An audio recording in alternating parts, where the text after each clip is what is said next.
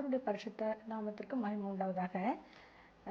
இப்போதும் நாம் நம்முடைய தியானத்திற்கு ஆதாரமாக தீத்துவின் புத்தகம் 3ஆம் அதிகாரம் 3ஆம் வசனத்தை வாசிப்போம். முற்காலத்திலே நாம் புத்தியினரும் கீழ்ப்படியாதவர்களும் வழி தப்பி நடக்கிறவர்களும் பலவித இச்சைகளுக்கும் இன்பங்களுக்கும் அடிமைப்பட்டும் துர்க்குணம் பொறாமை போன்றவற்றோடும் ஒருவரை ஒருவர் பகைக்கிறவர்களாகவும் இருந்தோம்.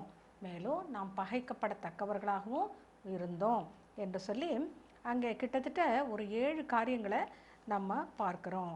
அதாவது நம்முடைய வாழ்க்கையிலையும் நாம் ரட்சிக்கப்படுவதற்கு முன்பதாக, அதாவது கர்த்தர் நம்மை சந்தித்து அவருடைய கிருபையினால் ரட்சித்திருக்கிறார். அப்போது அந்த ரட்சிப்பின் அல்லது மறுபடி பிறக்கிற அந்த அனுபவத்திற்கு முன்பதாக நம்முடைய வாழ்க்கையில் நாம் இப்படியாக புத்தி இல்லாமல் இருந்தோம். அதாவது விக்கிரகாராதனை கர்த்தருக்கு விரோதமான ஒரு காரியம் இல்லையா? அப்படி அறியாமல் நம்ம நிறைய புத்தியின காரியங்களை செய்திருக்கிறோம். அப்போது புத்தியினரும் கீழ்ப்படியாதவர்களும், அப்போது அந்த காரியத்தில் நம்ம வந்து வசனத்திற்கு, தேவனுடைய திருவசனத்திற்கு கீழ்ப்படியாதவர்களாக இருந்தோம், அறியாதவர்களாக இருந்தோம் இல்லையா? வழி தப்பி நடந்தோம். அதாவது கர்த்தர் வந்து சமாதான வழியை உண்டு பண்ணியிருக்கிறார் இல்லையா? அப்போது நாம் வந்து அந்த பூர்வ பாதையை நம்ம அந்த சமாதான வழியை நாம் அறியாமல் இருந்து வழி தப்பி நடந்தோம் என்று சொல்லி பார்க்குறோம். அது மட்டும் இல்லை, பலவிதமான இச்சைகள், அதாவது இன்பங்கள், உலக பிரகாரமாக இருக்கிற பலவிதமான சிற்றின்பங்களுக்கு நம்ம அடிமையாக இருந்தோம். அப்போது விக்கிர ஆராதனைக்கு அல்லது சிற்றின்பங்களுக்கு, பாவங்களுக்கு நாம் அடிமையாக இருந்தோம், புத்தியினமாக இருந்தோம். அது மட்டும் இல்லை, நமக்குள்ள தாயின் வயிற்றில் நான் துர்குணத்தில் பிறந்தேன் என்று சொல்லி சங்கீதம் 51 வாசிக்கிறோம். அதே போல் தான் நம்முடைய இயல்பாகவே இயற்கையாகவே தாயின் வயிற்றில் நம்ம துர்குணத்தில் பிறந்தோம் என்று சொல்லி பார்க்கிறோம். நமக்குள்ள அந்த பொறாமைகள், வாக்குவாதங்கள், அதுபோல் ஒருவரை ஒருவர் பகைக்கிற குணங்கள் இதெல்லாம் நமக்கு இருந்தது என்று சொல்லி பார்க்குறோம். அல்லது மற்றவர்களை ஏமாற்றுறது, இதெல்லாம் நம்ம இருந்தோம். அப்போது நம்ம பகைக்கப்படத்தக்கவர்களாக இருந்தோம். ஆனால் இது எல்லாமே நாம் மேற்கொள்வதற்கு கர்த்தருடைய கிருபையினால், அது தேவனுடைய ஈவு, கர்த்தருடைய திருரத்தத்தால் நம்ம மீட்கப்பட்டிருக்கிறோம் என்பதை ஒவ்வொரு நாளும் நாம் மறக்காமல் நாம் அதற்கு கர்த்தருக்கு நன்றி செலுத்துகிறவர்களாக இருக்க வேண்டும். பாருங்கள், தீத்துவின் புத்தகம் 3ஆம் அதிகாரம் 1 வசனம் வாசித்தா அதில் சொல்லப்பட்டிருக்கு, இப்பொழுதோ சகலவித நற்கிரியைகளை செய்ய ஆயத்தமாய் இருக்கவும். அப்போது நம்ம ரட்சிக்கப்பட்ட பிறகு, அதுதான் நான் இந்த காலை வேளையில் நம்ம தியானிக்கக்கூடிய ஒரு முக்கியமான காரியம். ரட்சிக்கப்படுவதற்கு முன்பதாக நம்ம பாவங்களுக்கு அடிமையாக இருந்தோம் இல்லையா? ஆனால் இப்போ ரட்சிக்கப்பட்ட பிறகு நாம் எதற்கு ஆயத்தமாக இருக்கணுமா? சகலவித நற்கிரியைகளையும் செய்ய நாம் ஆயத்தமாக இருக்கவும். சாந்த குணத்தை, அதாவது யாருக்கு, எல்லாருக்கும், நம்ம சுற்றிலும் இருக்கிறவங்க எல்லாருக்கும் முன்பதாக நம்முடைய சாந்த குணத்தை காண்பிக்கவும் கர்த்தர் நமக்கு நினைப்பூட்டுகிறார். அதாவது அங்கே பவுல் வந்து அந்த தீத்துவுக்கு புத்திமதி சொல்கிறத நம்ம பார்க்குறோம். அதே போல் தான் இந்த காலை வேளையில் கர்த்தருடைய ஆவியானவர் நமக்கு இந்த புத்திமதியை சொல்லுவதாக நம்ம எடுத்துக்கொண்டு, நாம் நம்முடைய வாழ்க்கையில் ஒருவேளை அந்த சாந்த குணம் இல்லையா, அல்லது மற்றவர்கள் நம்மை பகைக்கிற நிலைமையில் இருக்கிறோமா, அல்லது நாம் மற்றவங்களை பகைக்கிறோமா, இப்படிப்பட்ட சில காரியங்களை நம்ம நிதானித்து கர்த்தரோட பாதத்தில் இருந்து நாம் சரி செய்ய வேண்டியவர்களாக இருக்கிறோம். ஏனென்றால் நாம் சகலவித நற்கிரியைகளை செய்ய ஆயத்தமாக இருக்கும்படி தான் கர்த்தர் நம்மை ரட்சித்திருக்கிறார். அப்போது அந்த ரட்சிப்பின் அனுபவம், அதாவது பொதுவாக ஆண்டவராக இயேசு கிறிஸ்து நம்மளுடைய பாவங்களை மன்னித்தார் என்று சொல்லி நாம், அல்லது நமக்கு ஏதோ ஒரு அற்புதம் செய்தார், நமக்கு ஒரு விடுதலை கொடுத்தார் என்று சொல்லி பொதுவாக ஜனங்கள் பொதுவான ஒரு ரட்சிப்பு பெற்றிருக்கிறத நம்ம பார்க்குறோம், சாட்சிகளை சொல்கிறத கேட்குறோம். ஆனால் நாம் நம்முடைய வாழ்க்கையில் நம்ம வந்து கர்த்தர் எதிர்பார்க்கிற அந்த நற்குணங்கள் அல்லது ஆவியின் கனிகள் அதெல்லாம் நமக்கு இருக்கிறதா என்று சொல்லி பார்க்கணும். ஆவியின் கனிகளில் தான் ஒன்று அந்த சாந்த குணம் என்று சொல்லி பார்க்குறோம். அப்போது ஒரு உதாரணத்துக்கு சொல்கிறேன், மற்ற அன்பு, சந்தோஷம், சமாதானம், நிறைய காரியங்கள் சொல்லப்பட்டிருக்கு இல்லையா? அப்போது இப்போ இந்த பகைக்கிறது, அதாவது நாம் நாம் மற்றவங்களை பகைக்கிறதுங்கிறது கூட அது சமாதானம் இல்லாத ஒரு தன்மை தான். அப்போது அது அந்த சமாதானத்தை காத்துக்கொள்கிறோமா இல்லையா? அப்போது ஒவ்வொரு நிமிஷமும் கூட நாம் வந்து அந்த ஆவியின் கனிகளினால நிறைந்திருக்கிறோமா? கர்த்தர் வந்து இலவசமாக இதெல்லாம் நமக்கு கொடுத்துருக்கிறார். அதாவது வந்து பரிசுத்தாவின் வரத்தை அவர் கிருபையாக நமக்கு கொடுக்கிறார் இல்லையா? இலவசமாக எல்லாமே கொடுத்துருக்கிறார். ரட்சிப்பு, சமாதானம், பரிசுத்தாவியின் வரம், ஜப வரம் எல்லாமே நமக்கு ஆண்டவர் கிருபையாக கொடுக்கிறார். அப்போது ஆவியின் கனிகள், வரங்கள் இப்படியாக ஆண்டவர் இலவசமாக கொடுக்கிறத நாம் காத்துக்கொள்கிறோமா? அதே போல தான் எபேசியருக்கு எழுதின நிருபத்தில் 2வது அதிகாரம் 1 வசனத்தில் சொல்லப்பட்டிருக்கு, பாவங்களில் மரித்து கிடந்தோம். பார்த்தீங்களா? மறுபடியும் அதே தான். அதாவது பலவிதமான பாவங்கள், அதில் நம்ம மரித்து கிடந்தோம்.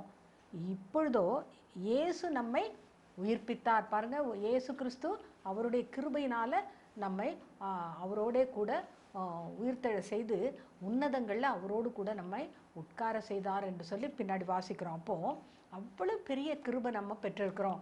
அவருடைய கிருபையின் பிரசன்னம், அவருடைய இரக்கம், அவருடைய அன்பு, தயவு, இதை நம்ம மறந்து போகக்கூடாது. அப்போது நம்ம வந்து நம்ம ரட்சிக்கப்படுவதற்கு முன்பதாக பாவத்தில் இருக்கோம்னா தொடர்ந்து பாவம் செய்யலாமா? இப்படி தான் நம்ம வந்து அந்த புதிய ஏற்பாட்டில் பவுல் மூலமாக பரிசுத்த ஆவியானவர் எழுதும்போது, அதாவது கிருபை பெற்றிருக்கிற நம்ம அதுக்காக சொல்லிட்டு நம்ம தொடர்ந்து பாவத்தில் வாழலாமா? அப்படி அல்லவே. அதாவது நாம் வந்து இனி நான் அல்ல, கிறிஸ்துவே என்னில் ஜீவிக்கிறார் என்ற அந்த புதிய அனுபவத்தில் வாழ்கிறோமா என்று சொல்லி நிதானிக்கணும். அதே போல தான் எபேசியருக்கு எழுதின நிருபம் 2வது அதிகாரம் 2வது வசனத்தில் ரொம்ப தெளிவாக சொல்லப்பட்டிருக்கு பாருங்க. மறுபடியும் அதே தான். அதாவது கிறிஸ்து நமக்குள்ளே பிறப்பதற்கு முன்பதாக, அதாவது முற்காலத்திலே நாம் இவ்வுலக வழக்கத்திற்கேற்றபடி, நல்லா கவனிக்கணும். அதாவது வந்து இந்த பாரம்பரிய கட்டுகள், பாரம்பரியங்கள் அல்லது உலக வழக்கங்கள், இது நம்ம வழக்கமாக செய்கிற முறை இந்த முறையை கழிக்கணுன்றலாம் நிறைய பேர் சொல்கிறத நான் கேட்டிருக்கேன். அப்போது முற்காலத்திலே நாம் இவ்வுலக வழக்கத்திற்கேற்றபடி ஆகாயத்து அதிகார பிரபுவின் ஆவிக்கேற்றபடி நடந்தோம். பார்த்தீங்களா? அப்போது நாம் வந்து அப்படி தான். இப்போ என்னுடைய வாழ்க்கை எடுத்துக்கொண்டா, நான் வந்து இந்து குடும்பத்திலேருந்து ரட்சிக்கப்பட்டவள் இல்லையா? அப்போது நான் திட்டவட்டமாக சொல்ல முடியும். அதாவது எத்தனையோ காரியங்களை உதாரணமாக சொல்ல முடியும். அதாவது அந்த உலக வழக்கத்திற்கேற்ற போல் இந்த ஆகாயத்து அதிகார பிரபுவின் ஆவிக்கேற்றபடி நம்ம நடந்தோம் என்று சொல்லி பார்க்குறோம். அப்போது அது விக்கிரக ஆராதனையோ அல்லது பாரம்பரியமோ சாஸ்திரங்களோ அல்லது சகுனங்களோ அல்லது இந்த ராகக்காலம் பார்க்குறதோ, இதெல்லாம் நிறைய காரியங்கள் எனக்குள்ளே இருந்தது. அப்போது அந்த மாதிரியான ஒரு சில காரியங்கள், அந்த பழக்க வழக்கங்கள், அதெல்லாம் வந்து ஆண்டவர் நம்மை முற்றிலும் அதிலிருந்து வேறு பிரித்தார் என்று சொல்லி பார்க்குறோம். அப்போது நம்ம வந்து நம்மை ஆண்டவர் உயிர்ப்பித்தார். அதுதான் ரொம்ப முக்கியம். அவருடைய திருரத்தத்தினால நம்ம கழுவப்பட்டோம். நம்மை உயிர்ப்பித்திருக்கிறார். பரிசுத்த ஆவியானவர் நம்மை உயிர்ப்பித்திருக்கிறார். கர்த்தருடைய பிள்ளைகளாக அவர் ஏற்றுக்கொண்டிருக்கிறார் இல்லையா? அப்போது நாம் கர்த்தருக்கேற்ற அந்த கிருபையில், கர்த்தருக்கேற்ற வழியில் நம்ம நடக்கிறோமா? கர்த்தருக்கு பிரியமாக நடக்கிறோமா? அதே போல் எபேசியர் புத்தகத்தில் 2:3, அதாவது 2வது அதிகாரம் 3வது வசனத்தில், முற்காலத்திலே மாம்சமும் மனசும் விரும்பினபடி நடந்தோம். பார்த்தீங்களா? எவ்வளோ தெளிவாக ஆவியானவர் எழுதி வைத்திருக்கிறார் பாருங்க. எனக்கு இந்த வசனங்களை எல்லாம் தியானிக்கும் போது உண்மையாகவே என்னுடைய அந்த கிறிஸ்து என்னை ரட்சிப்பதற்கு முன்பதாக இருந்த வாழ்க்கை அப்படியே ஒரு கண்ணாடி போல, ஒரு கண்ணாடியில் நம்ம முகத்தை பார்க்கும்போது நம்மளுடைய காரியங்கள் ஆண்டவர் அப்படியே சொல்லி கொடுக்குறாரு இல்லையா? நீ இப்படியெல்லாம் இருந்தேன்னு சொல்லி. அதுபோல் இந்த இடத்துல பாருங்க, நம்மளுடைய மாம்சமும் மனசும் விரும்பியபடி நடந்தோம். பார்த்தீங்களா? அப்போ நம்முடைய வாலிப பிராயத்தில் அப்படியாக நம்ம வந்து அறியாமையினுடைய இருளில் இருந்தோம், அறிந்தும் அறியாமலும் செய்தோம் இல்லையா? பாவங்களில் கடந்தோம். அப்போது அப்படிப்பட்ட காரியங்கள் அது வந்து எதற்கு நம்மை நேராக நடத்துகிறது என்றால், கோபாக்கினையின் பிள்ளைகளாக நடத்தியது இல்லையா? கோபாக்கினா அர்த்தனது கர்த்தரோட உக்ர கோபம் இனிமேல் வெளிப்பட இருக்கிறது. அதாவது ஒரு நித்திய நியாய தீர்ப்பு நமக்கு காத்திருக்கு. அப்போது முழு உலகத்திற்கும் நியாய தீர்ப்பு கொடுப்பதற்கு கர்த்தராகிய இயேசு கிறிஸ்து அவர் நியாயாதிபதியாக வெளிப்பட போகிறார். அப்போது அந்த கோபாக்கினைக்கு பிள்ளைகளாக இருந்தோம் இல்லையா? அந்த கோபாக்கினைக்கு ஆளாக இருந்தோம் இல்லையா? நமக்கு ஒரு பெரிய தண்டனை காத்திருந்தது. ஆனால் கர்த்தர் அவருடைய சிலுவையில் அவர் வந்து மரித்து நமக்காக அவர் பலியாகி அந்த தண்டனையை, நம்மளுடைய பாவம், சாபம், பலவீனங்கள், துக்கங்கள் எல்லாத்தையும் அவர் ஏற்றுக்கொண்டு நமக்கு ஒரு பெரிய விடுதலையை கொடுத்தார் இல்லையா? அப்போது அந்த விடுதலை எதில் விடுதலை? நமக்கு அந்த கோபாக்கினையின் நாளுக்கு நம்மை விடுதலையாக்கி மீட்டு கொண்டார் என்று சொல்லி நம்ம வாசிக்கிறோம். புதிய ஏற்பாட்டில் தெளிவாக நம்ம வாசிக்கிறோம். அப்போது அவ்வளோ பெரிய காரியத்தை ஆண்டவர் செய்திருக்கிறார் இல்லையா? அப்போது அந்த தண்டனை நமக்கு தான் வரணும். நான் செய்த பாவத்துக்கு எனக்கு தண்டனை வரணும். ஆனால் கர்த்தர் அந்த தண்டனையை ஏற்றுக்கொண்டு கிருபையாக நம்மை ரட்சித்தாரே, அந்த நன்றி நமக்கு இருக்க வேண்டும். அது முடிவு வரைக்கும் நம்முடைய ஜீவனம் நம்மை விட்டு பிரியும் வரைக்கும் கூட அந்த நன்றி கலந்த இருதயம் நமக்கு இருக்குமானால் நாம் நிச்சயமாகவே கர்த்தரோடு இசைந்து நடப்போம். கர்த்தருடைய சித்தம் நாம் செய்வோம் என்பதில் எந்த சந்தேகமும் இல்லை. பாருங்க, இங்கே முற்காலத்தில் மாம்சமும் மனசும் விரும்பியபடி செய்ததுனால நம்ம கோபாக்கனின் பிள்ளைகளாக இருந்தோம். ஆனால் அங்கே அழகாக சொல்லப்பட்டிருக்க, தேவனோ தம் அன்பினாலே கிருபை இரக்கங்களினாலே நம்மை ரட்சித்தார். மறுபடியும் அதே தான் பாருங்க, அவருடைய அன்பு, அதாவது தேவனுடைய அன்பு, சிலுவையினுடைய அன்பு, அதற்கு முன்பதாக எந்த அன்பும் ஈடாக இருக்கவே முடியாது. இந்த உலகத்தில் தாய் தோப்பனுடைய அன்பு, அல்லது கணவன் மனைவி அன்பு, அல்லது பிள்ளைகள் பெற்றோர்களுடைய அன்பு, இந்த விதவிதமான அன்பு, சொந்தக்காரங்களுடைய அன்புகள், நிறைய நம்ம நண்பர்கள் எல்லாமே நம்ம வாழ்க்கையில் பார்க்குறோம். ஆனால் இது எல்லாத்த காட்டிலும் கர்த்தருடைய அந்த தேவ அன்பு பெரியது என்று சொல்லி நமக்கு புதிய ஏற்பாட்டில் வாசிக்கிறோம். அது மட்டும் இல்லை, நமக்கு அவர் முதலாவது அன்பு கூர்ந்து பாருங்க, கர்த்தரில் அன்பு கூறுகிறவங்களுக்கு 1000 தலைமுறை வரைக்கும் கூட அவர் இரக்கம் செய்கிறவராக இருக்கிறார் என்று சொல்லி யாத்திராகமம் புத்தகத்தில் வாசிக்கிறோம். அது மட்டும் இல்லை, புதிய ஏற்பாட்டில் தேவன் நம்மை தேடி வந்து நம்மை ரட்சித்தார். அவருடைய அன்பு அந்த சிலுவையில் வெளிப்பட்டது என்று சொல்லி பார்க்கிறோம். அவ்வளவு பெரிதான தேவ அன்பை நம்ம வந்து புறக்கணிக்கக்கூடாது, நாம் அதை மறக்கக்கூடாது. அதுதான் முக்கியமான காரியம். அப்போது நம்ம வந்து ரட்சிக்கப்பட்ட பிறகு நாம் என்ன செய்கிறோம்? நற்கிரியை செய்ய உண்டாக்கப்பட்டிருக்கோம். நம்ம எதற்காக சிருஷ்டித்தார் தெரியுமா? கர்த்தருக்காக நற்கிரியைகளை செய்வதற்காக நம்மை சிருஷ்டித்தாராம். அது மட்டும் சிருஷ்டிக்கப்பட்டு தேவனின் செய்கையாக இருக்கிறோம். பார்த்தீங்களா? இப்போ நம்ம அப்படி இருக்கிறோமா? இதுதான் நம்ம இந்த காலை வேளையில் நிதானிக்க வேண்டிய காரியம். அதாவது நம்ம ரட்சிக்கப்பட்டோம், நல்லது. நம்ம அதுக்கு முன்பதாக பாவத்தில் மரித்து கிடந்தோம், சரிதான், கரெக்டு தான். எல்லாமே நம்ம ரட்சிக்கப்பட்டோம், நம்ம வந்து கர்த்தருக்காக அவரை ஆராதிக்கிறோம் அல்லது காணிக்கைகளை கொடுக்குறோம், பொதுவான ஒரு அன்பில் நடந்து கொள்கிறோம்னு வச்சுக்கோங்க.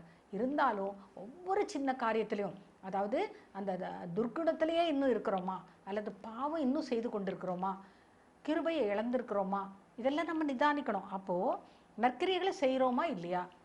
அப்போ தேவனுடைய செய்கையாக இருக்கிறோமா? அதாவது நமக்குள்ள அந்த தேவனுடைய விருப்பம், தேவனுடைய செய்கை, அது கர்த்தர் நமக்கு உண்டாக்குகிறார் நமக்குள்ளன்னு சொல்லி நம்ம இப்போ வாசிக்கிறோம் இல்லையா? இப்போ புதிய ஏற்பாட்டில் நம்ம வாசிக்கிறோம். அப்போது எல்லா வசனங்களையும் சொல்ல எனக்கு நேரம் இல்லை. அப்போ அந்த விருப்பம் செய்கை நமக்குள்ளே உண்டாக்குகிற தேவன் இல்லையா? அப்போது அதை நம்ம காத்துக்கொள்கிறோமா?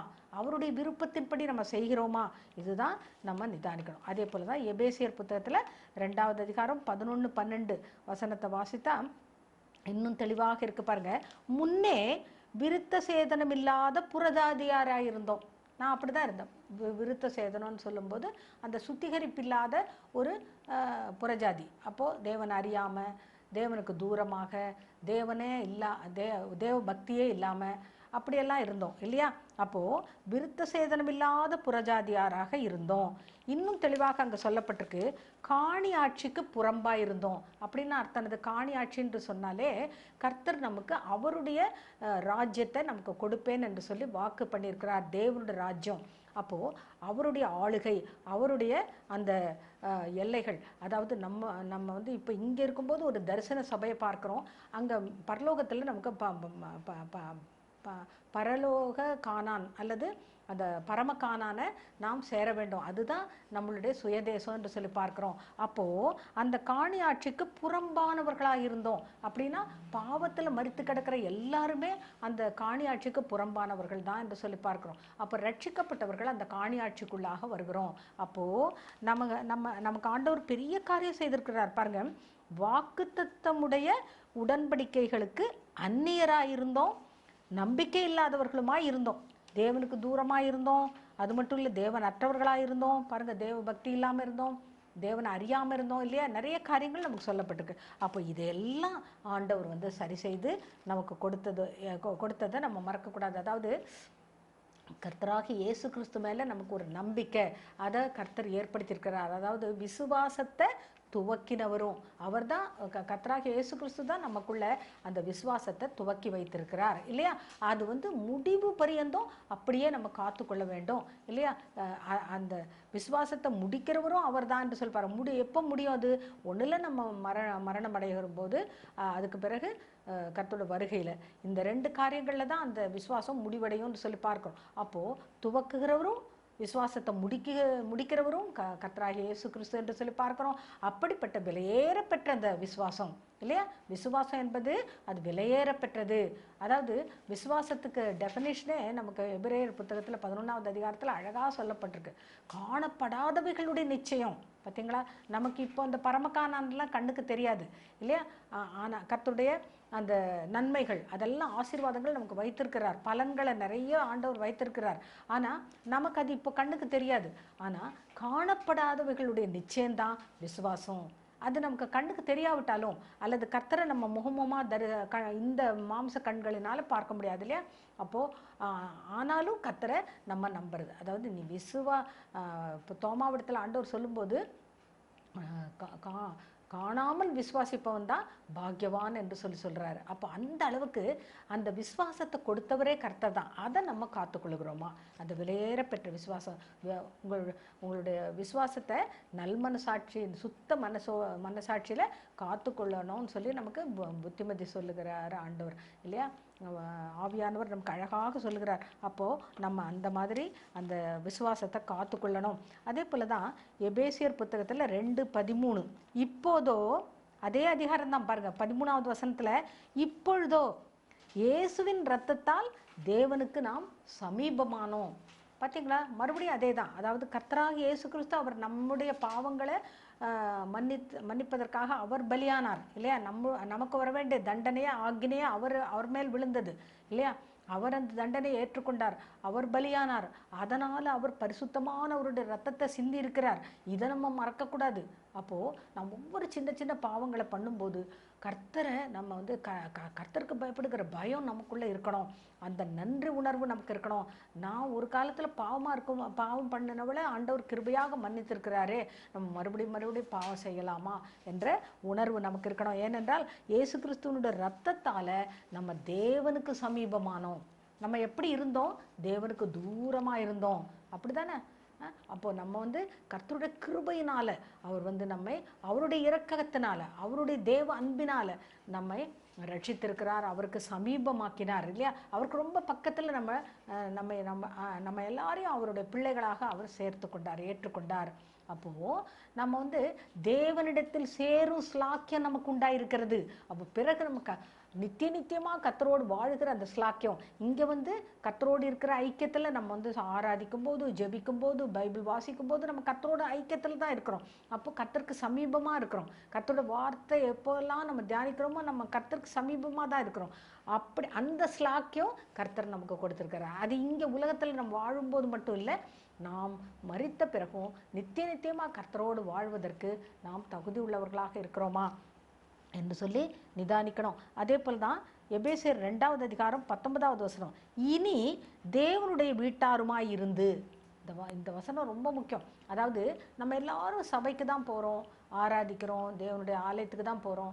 அப்போ புதிய ஏற்பாட்டின்படி நாமே தேவனுடைய ஆலயம்னு சொல்லியிருக்கிறபடி நாம் அந்த சுத்திகரிப்பை, அந்த ரட்சிப்பை நாம் காத்து கொள்கிறோமா, அதற்கேற்றபடி நடக்கிறோமா, சுவிசேஷத்துக்கு பாத்திரமாக நம்ம நடக்கிறோமா என்பதுதான் ரொம்ப முக்கியம். அப்போ தான் நம்ம எப்போ வந்து தேவனுடைய வீட்டாராக இருப்போம் பாருங்கள். அந்த நம்பிக்கையை, அதாவது கர்த்தர் மேலே நமக்கு இருக்கிற அந்த நம்பிக்கை, அவர் கொடுக்குற அந்த தைரியம், அது வந்து முடிவு பரியந்தம் நம்ம பற்றி கொண்டிருந்தோம், அதில் உறுதியாக இருந்து முடிவு பரியந்தம் நம்ம பற்றி கொண்டிருப்போமானால் இல்லையா, நாமே தேவனோட வீடாக இருப்போம் என்று சொல்லி எபிரேயர் புத்தகத்தில் எழுதப்பட்டிருக்கு. அப்போது என்ன, எபிரேயர் 3ஆம் அதிகாரம் 6வது வசனத்தில் அழகாக வாசித்தா தெரியும். தேவனின் வாசஸ்தலமாய், இங்கே வந்து எபேசியரில் ரொம்ப அழகாக சொல்லப்பட்டிருக்கு. தேவ ஆவியினால், நல்லா கவனிக்கணும், தேவ ஆவியினால் தேவனின் வாசஸ்தலமாய் கட்டப்பட்டு வருகிறீர்கள். பார்த்தீங்களா. அப்போது நம்ம வந்து சும்மா ஏதோ நம்ம கர்த்தருடைய ஆலயம்னு நம்ம சொல்லிக்கொள்றதுனால ஒன்றும் இல்லை. ஆனால் கர்த்தருடைய ஆவியானவர் அவர் கிருபையாக என்ன செய்கிறாரு, தேவன் வாசம் பண்ணுகிற வாசஸ்தலமாக நம்மை மாற்றி இருக்கிறார் இல்லையா? மாற்றி அப்படியாக ஜனத்தை கூட்டி சேர்த்து கட்டி கொண்டு வருகிறார். ஒரு ஆலயம்னு சொல்லும்போது அநேகர் ரட்சிக்கப்பட்டவர்களுடைய கூட்டம், அதுதான் நம்ம சபை என்று சொல்கிறோம். அப்போது அப்படிப்பட்ட அனுபவத்தில் கர்த்தர் நம்மை கொண்டு நிறுத்தி இருக்கிறார். அப்போது நாம் அதற்கேற்றபடி அதுக்கு தகுதியாக நம்ம இருக்கிறோமா, நாம் நடந்து கொள்ளுகிற நடக்கை எப்படி இருக்கிறது என்று சொல்லி கவனிக்கணும். அது மட்டும் இல்லை, முற்காலத்திலே அந்தகாரமாக இருந்தீர்கள். பார்த்தீங்களா? இதில் ரொம்ப முக்கியமான ஒரு காரியம் இப்போ கொலோசியர் புத்தகத்தில் ரொம்ப அழகாக சொல்லப்பட்டிருக்கு. இருளின் அதிகாரத்திலிருந்து நம்மை விடுதலையாக்கின தேவனுக்கு ஸ்தோத்திரம் என்று சொல்கிறோம் இல்லையா? நம்ம வாயினால் சும்மா சொல்கிறோம், ஆனால் உண்மையாகவே ஒரு இருள், ஒரு அறியாமை என்ற இருள், அதுக்குள்ளே இருந்து அந்த அந்தகாரத்திலிருந்து கர்த்தர் நம்மை விடுதலையாக்கியிருக்கிறார் இல்லையா? அப்போது அந்தகாரமாக இருந்தோம், அந்தகாரமாக இருந்தீர்களே பாருங்கள். அப்போது அந்தகாரத்தில் இருந்த நம்மை கர்த்தருக்குள் வெளிச்சமாய் இருக்கிறீர்கள். இப்பொழுதோ அதுதான் ரொம்ப முக்கியம். அதாவது இப்பொழுதோன்னு அர்த்தம் என்னது? நம்ம கிறிஸ்து நம்மை ரட்சித்த பிறகு நம்ம எப்படி, நமக்கு அந்த வெளிச்சம் எப்படி கிடைச்சது? ஆச்சரியமான ஒளிக்கு நேராக கர்த்தர் நம்மை நடத்தி இருக்கிறார். அது நமக்கு பேதுரு புத்தகத்தில் அழகாக சொல்லப்பட்டிருக்கு. அதாவது ஆண்டவர் அவருடைய புண்ணியங்களை அறிவிக்கும்படிக்கு தான் அப்படி அவருடைய ஆச்சரியமான ஒளிக்கு நேராக நம்மை அழைத்திருக்கிறார். அப்போது அவருடைய அழைப்பை, அவருடைய தெரிந்தெடுப்பை, முக்கியமாக அவருடைய தேவ அன்பை எல்லாம் நாம் உணர்ந்து கொண்டு கர்த்தருக்காக செயல்படணும். இதை தான் நம்ம இந்த காலை வேளையில் நிதானிக்கணும். நமக்கு ஒரு நல்ல வசனம், நமக்கு மத்தேயு புத்தகத்தில் 5வது அதிகாரத்தில் மலைமேல் பிரசங்கம் உலகமே அது விரும்புகிற ஒரு பகுதி இல்லையா? அதில் அழகாக சொல்லப்பட்டிருக்கு, உலகத்திற்கு நீங்கள் எப்படி இருக்கீங்க? ஒளியாக இருக்கிறீர்கள், உலகத்திற்கு உப்பாக இருக்கிறீர்கள் என்றெல்லாம் ஆண்டவர் அழகாக எழுதி வைத்திருக்கிறார். அப்போது நாம் ஒளி கொடுக்குறோமா, அல்லது மரக்கால் கடியில் நம்ம அந்த சத்தியத்தை மறைக்க வைத்து கொண்டிருக்கிறோமா, நமக்குள்ளேயே வைத்திருக்கிறோமா, நம்ம மற்றவங்களுக்கு அதை ஷேர் பண்ணுறோமா என்று சொல்லியெல்லாம் நம்ம நிதானிக்கணும். வெக்கப்படாமல், அதுதான் தைரியம்னு சொல்லப்பட்டிருக்காங்க எபிரேயரில். நாம் எப்போ தேவனுடைய வீடாக இருப்போம்? அந்த நம்பிக்கை, கர்த்தர் மேலே இருக்கிற நம்பிக்கை, விசுவாசம், அதில் நம்ம உறுதியாக இருந்து நல்ல தைரியமாக சத்தியத்தை சொல்லணும், சாட்சியை சொல்லுவோமானால் நாமே தேவனுடைய வீடாக இருப்போம் என்று சொல்லப்பட்டிருக்கு. அப்படின்னா அர்த்தம் என்னது? கர்த்தர் நமக்குள்ளே வாசம் பண்ணுகிற வாசஸ்தலமாக இருப்போம். பாருங்கள், எவ்வளோ பெரிய ஸ்லாக்கியம் பாருங்கள்.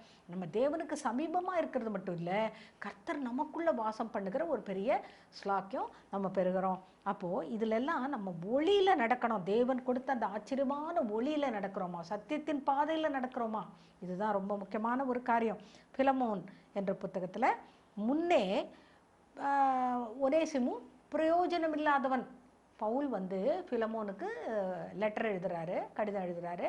அதில் சொல்லப்பட்ட ஒரு காரியம், அதாவது ஒனேசிமு என்பவர் முதல் சிறையில் அடைக்கப்படுகிறார். அந்த பவுல் எப்படி வருகிறார் என்றால், சத்தியத்தை சொன்னதுனால அவரை அன்னைக்கு இருந்த அந்த அரசாங்கம் அவங்க சிறைப்படுத்தியிருக்காங்க. அப்போது அந்த சிறையில் கூட, சிறைப்பட்ட அந்த அனுபவத்தில் கூட பவுல் என்ன பண்ணுறார் பாருங்கள். அவர் சவுலாக இருந்தவர், அவர் துன்பப்படுத்தினவர், அதாவது தேவனுடைய பிள்ளைகளெல்லாம் துன்பப்படுத்தினவர் இல்லையா? அவர் மாறி இருக்கிறார். மாறி இங்கே என்ன பண்ணுறாரு? ஆத்தும ஆதாயம் பண்ணுறார். ஒனேசிமுவை அவர் என்ன பண்ணுறாரு? ஆதாயம் பண்ணுறாரு. நான் பெற்ற என் மகனாகிய ஒனேசிமு என்று சொல்லி அங்கே ஆதாயம் பண்ணி சத்தியத்தை சொல்லி அவரை ரட்சிப்புக்குள்ளே வழிநடத்தினதுனால இங்கே சொல்கிறாரு, இப்பொழுதோ ஒனேசிமோ எப்படி இருக்கிறாரு? ஒரு பெரிய சபையை நடத்துகிற ஒரு போதகராக மாறி இருக்கிறார் என்று சொல்லி, அந்த அர்த்தத்தில் பிரயோஜனம் உள்ளவன். இப்பொழுதோ ஒனேசிமு பிரயோஜனம் உள்ளவன் என்று சொல்லி அந்த ஒனேசிமுக்கு நீங்கள் ஃபேவர் காட்டணும்னு சொல்லி அங்கே ரெக்வஸ்ட் பண்ணுறாரு. யாரை? அந்த பிலமோனுக்கு எழுதின நிருபத்தில் பிலமோனுக்கு கடிதம் எழுதுகிறார். அப்போது இப்போ ஒனேசிமுக்காக பிலமோன் இடத்துல அவர் பரிந்து பேசுகிறத பார்க்குறோம். அந்த தேவ அன்பு அங்கே பவுலுக்குள்ளே இருந்ததை பார்க்குறோம். அப்படி நாம் ஒவ்வொருவரும் கூட நாம் பெற்றுக்கொண்ட இந்த ரட்சிப்பு நம்மோடு நின்று விடாதபடிக்கு நமக்கு சுற்றிலும் இருக்கிறவர்களுக்கு அந்த சத்தியம், சாட்சி, நமக்கு ஆண்டவர் செய்த நன்மைகள் இதெல்லாம் சொல்லிக்கொண்டே இருக்கணும் என்பதுதான் கர்த்தருடைய சித்தம். அது மட்டும் இல்லை, நாமும் கூட அந்த சத்தியத்தில் நடந்து கொள்ளணும். அதாவது இனி நான் அல்ல, இயேசுவே என்னில் ஜீவிக்கிறார் என்று சொல்லி பாடுவது மட்டும் இல்லை, சொல்லுவது மட்டும் இல்லை, நாம் உண்மையாகவே கிறிஸ்து நமக்குள்ளே ஜீவிக்கணும். அவருடைய சித்தம் நம்ம நிறைவேற்றணும். அப்போது 1 தீமோத்தேயு 1:13 இப்படியாக சொல்லப்பட்டிருக்கு. அதாவது பவுலுடைய சாட்சியை அவர் சொல்கிறார் பாருங்க. 1 தீமோத்தேயு 1:13 முன்னே அவிஸ்வாசத்தால் நான் தேவனுடைய பிள்ளைகளை தூஷித்தவன், தேவனுடைய பிள்ளைகளை துன்பப்படுத்தினவன். எவ்வளோ அழகாக சொல்கிறார் பாருங்க. அப்போது முன்னே, அதாவது ரட்சிக்கப்படுவதற்கு முன்பதாக கர்த்தராகிய இயேசு கிறிஸ்து அவரை சந்தித்து முள்ளில் உதைப்பது உனக்கு கடினமாம் என்று சொல்லி நீ துன்பப்படுத்துகிற இயேசு நானே என்று சொல்லி பேரொளியில் வந்து ஆண்டவர் அவரை சந்திக்கிறாரு. அவர் அப்போது அப்படி ரட்சிக்கப்பட்ட அந்த பவுல் அவர் என்ன சொல்கிறார் பாருங்க, முன்னே நான் வந்து அவிஸ்வாசத்தினால தேவனுடைய பிள்ளைகளெல்லாம் தூஷித்தவன், துன்பப்படுத்தினவன் என்று சொல்லி சாட்சி சொல்கிறத பார்க்குறோம். ஆனால் இப்போ வந்து தேவ இரக்கம் பெற்றேன். இன்னொரு இடத்துல சொல்கிறாரு, நான் தான் பிரதான பாவி என்று ஒத்துக்கொள்கிறாரு. அந்த அளவுக்கு அந்த சவுலுக்குள்ளே அந்த உண்மை இருந்தது பாருங்க. நான் தான் பிரதான பாவி என்று ஒத்துக்கொள்கிறாரு. அது மட்டும் இல்லை, தேவனுடைய இரக்கத்தை பெற்றேன், அதனால் நான் ரட்சிக்கப்பட்டேன் என்று சொல்லி சொல்கிறாரு. பாருங்கள், நம்ம ஒவ்வொருவரும் கூட அந்த தேவ இரக்கத்தை பெற்றுக்கொண்டதுனால்தான், அல்லது தேவனுடைய தயவு பெற்றுக்கொண்டதுனால்தான் நாம் ரட்சிக்கப்பட்டிருக்கிறோம். அந்த தேவ தயவில் நாம் வந்து முடிவு பரிந்து நிலைத்திருக்கணும், கர்த்தருடைய சித்தம் செய்யணும். கலாத்தியர் நிருபத்தில் முதல் அதிகாரம் 23வது வசனத்தில் மறுபடியும் அதே மாதிரி, முன்னே சபையை அழிக்க வகை தேடினவனே இப்போது விசுவாசம் உள்ளவனாகி அவன் விசுவாசத்தை பற்றி பிரசங்கிக்கிறானே என்று சொல்லி அங்கே உள்ளவங்க அவ்வளோ பேரும் தேவனை மகிமைப்படுத்தினார்கள் என்று சொல்லி வாசிக்கிறோம். பாருங்க, மற்றவங்க நமக்கு சூழ இருக்கிற ஜனங்கள் நம்மை பார்த்து கிறிஸ்து இவங்களுக்குள்ளே இருக்கிறாரு, இவன் கிறிஸ்தவன், இவள் கிறிஸ்தவள் என்று சொல்லி சாட்சி கொடுக்குற அந்த அனுபவத்தில் நம்ம வாழ்கிறோமா? இதுதான் ரொம்ப முக்கியமான ஒரு காரியம். அதாவது அறியாமையினால முன்னே எப்படி இருந்தோம்? அறியாமையாக இருந்தோம். அறியாமையினால நம்ம பாவங்களை செய்து கொண்டிருந்தோம் இல்லையா? அதனால் நம்ம வந்து என்ன, இங்கே அவரே வந்து சாட்சியாக சொல்கிறார் பவுலு. அதாவது சபையை அழிக்கணும்னு சொல்லிட்டு பிளான் பண்ணார், வகை தேடினார் இல்லையா? ஆனால் அந்த ஜனங்கள் என்ன சொல்கிறாங்க, அப்படி அழிக்கணும்னு வகை தேடின இவனே இப்போ வந்து அந்த விசுவாசத்தை குறித்து அவன் பிரசங்கிக்கிறானே என்று சொல்லி ஆச்சரியப்பட்டு தேவனை மகிமைப்படுத்தினார்கள் என்று சொல்லி பார்க்கிறோம். அப்போது நம்முடைய வாழ்க்கை மாறி இருக்கிறதா? நாம் உண்மையாகவே தேவனோட சித்தம் செய்கிறோமா? தேவன் மேலே அன்பு உள்ளவர்களாக இருக்கிறோமா? ஒரு ஆளுக்காவது நம்ம சுசேஷம் சொல்லியிருக்கிறோமா? சாட்சி சொல்லியிருக்கிறோமா? நன்மைகளை பகிர்ந்து கொண்டு இருக்கிறோமா? மற்றவர்களுக்காக ஜெபித்திருக்கிறோமா? நிறைய காரியங்கள் கர்த்தருடைய ஆவியை பெற்றுக்கொண்டவர்கள் கர்த்தருடைய சித்தத்தின்படியே செய்ய முடியும். எப்படின்னா, அதாவது மாம்சத்துக்கேற்றபடி விதைச்சா அதை தான் அறுப்போம், ஆனால் ஆவிக்கேற்றபடி விதைத்தா நம்ம நித்திய ஜீவனை அறுப்போம் என்று சொல்லி கலாத்தியர் நிருபத்தில் 6வது அதிகாரத்தில் தெளிவாக சொல்லப்பட்டிருக்கு. அப்போது நாம் எதை விதைக்கிறோம், நம்ம எதை விதைக்கிறோமோ அதுதான் நம்ம அறுப்போம் என்பதை நம்ம மறக்கக்கூடாது. அதனால தான் இங்கே வந்து நம்ம முன்னே எப்படி இருந்தோம். இப்போ நான் வந்து ஒரு 29 வயசில் ரட்சிக்கப்பட்டேன்னு சொல்லி ரட்சிக்கப்பட்டேன். அதுக்கப்புறம் தான் சபையில் சேர்ந்தேன், ஞான ஸ்நானம் எடுத்தேன், சத்தியத்தை அறிந்து கொண்டு தான் ஒவ்வொன்றா நான் படிப்படியாக பரிசுத்தாவை பெற்றுக்கொண்டேன். தேவனுடைய மனுஷர்களோடு சேர்ந்து நான் ஊழியத்துக்கு போனேன். என்னெல்லாமும் நம்ம மாற்றங்கள் நம்ம சொல்லிக்கொள்ளலாம். ஆனாலும் நம்மளுடைய ஜீவியத்தில் நாம் வந்து அதற்கு முன்பதாக அந்த 29 வருஷமும் நம்ம எப்படி இருந்தோம்? இருளுக்குள்ளே இருந்தோம், பாவத்தில் மறித்து கிடந்தோம் இல்லையா? அப்படி நிறைய காரியங்கள், அறியாமையில் இருந்தோம், இருளுக்குள்ளே அந்தகாரத்தில் இருந்தோம். அதெல்லாம் அதெல்லாம் ஆண்டவர் மாற்றியிருக்கிறார். அதனால் நாம் வந்து இந்த விசுவாசம், விலையேறப்பெற்ற விசுவாசம், விலையேறப்பெற்ற ரட்சிப்பை நாம் காத்து கொண்டு கர்த்தருடைய சித்தம் நிறைவேற்றணும். அப்போது அறியாமையினால இச்சைகளின்படி நடந்தோம். மறுபடியும் அதே தான் 1 பேதுரு 1:14 அதே தான் சொல்லப்பட்டிருக்கு. முன்னே அறியாமையினால இச்சைகளின்படி நடந்தோம், இப்பொழுதோ கீழ்ப்படுகிறவர்களாய். அது ரொம்ப முக்கியம். நமக்கு ஆண்டவர் நம்ம இடத்துல எதிர்பார்க்கிற ஒரு காரியம், ஆண்டவரை நேசிக்கிறோம், ஆராதனை பண்ணுறோம், காணிக்கை கொடுக்குறேன்னு சொன்னால் அப்போது ஏதோ ஒரு கொஞ்சம் அன்பு இருக்குது, பக்தி இருக்குது. ஆனால் உண்மையாகவே தேவ வசனத்துக்கு நான் கீழ்ப்படிந்திருக்கிறேனா, இதை நாம் நிதானிக்கணும். கீழ்ப்படுகிறவர்களாய் பரிசுத்த நடக்கையோடு நடந்து கொள்கிறோமா?